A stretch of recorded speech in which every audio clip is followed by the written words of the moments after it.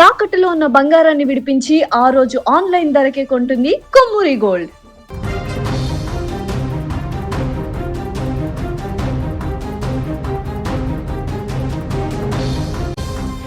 దేశంలో సామాన్యుడిపై పెట్రో భారం మరింత పెరిగింది. వాహనదారులకు చమురు కంపెనీలు మరోసారి కోలుకోలేని గట్టి షాక్ ఇచ్చాయి. అంతర్జాతీయ మార్కెట్లో ముడి చమురు ధరలు భగ్గుమంటుండడంతో దేశీయంగా ఇంధన ధరలు మళ్లీ పెరిగాయి. కేవలం వారం రోజుల వ్యవధిలోనే ధరలను పెంచడం ఇది రెండోసారి కావడంతో సామాన్య మధ్యతరగతి ప్రజలు లబోదిబోమంటున్నారు. పశ్చిమాసియాలో యుద్ధ మేఘాలు కమ్ముకోవడంతో గ్లోబల్ మార్కెట్లో క్రూడ్ ఆయిల్ ధరలు రికార్డు స్థాయికి చేరాయి. మరియు దీని ప్రభావం ఇప్పుడు నేరుగా భారతీయ వినియోగదారులపై పడుతోంది. కేవలం 4 రోజుల క్రితమే లీటర్ పెట్రోల్ డీజిల్ పై ఏకంగా ₹3 చొప్పున భారీగా వడ్డించిన ఆయిల్ కంపెనీలు ఇప్పుడు మంగళవారం ఉదయం నుంచే మళ్లీ ధరలను పెంచుతూ నిర్ణయం తీసుకున్నాయి. ఈ తాజా పెంపుతో దేశవ్యాప్తంగా ఇంధన ధరలు కొత్త రికార్డులను తాకుతున్నాయి. కానీ ప్రభుత్వం మాత్రం దేశంలో తగినన్ని ఇంధన నిల్వలు ఉన్నాయని చెబుతోంది.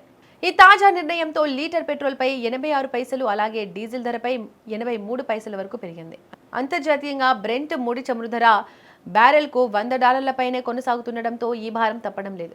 అమెరికా, ఇరాన్, ఇజ్రాయెల్ దేశాల మధ్య నడుస్తున్న సుదీర్ఘ యుద్ధం కారణంగా సముద్ర వాణిజ్య మార్గమైన హర్ముజ్ జలసంధి పూర్తిగా దిగ్బంధనానికి గురైంది.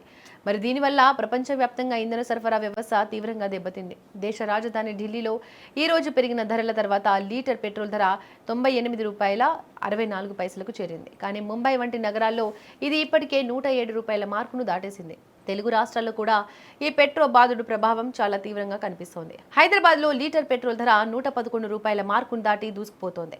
ఇక డీజిల్ ధర కూడా ₹100 దిశగా పరిగెడుతోంది. రవాణా ఖర్చులు పెరిగితేనే నిత్యావసర వస్తువుల ధరలు భారీగా పెరుగుతాయని ప్రజలు ఆందోళన చెందుతున్నారు.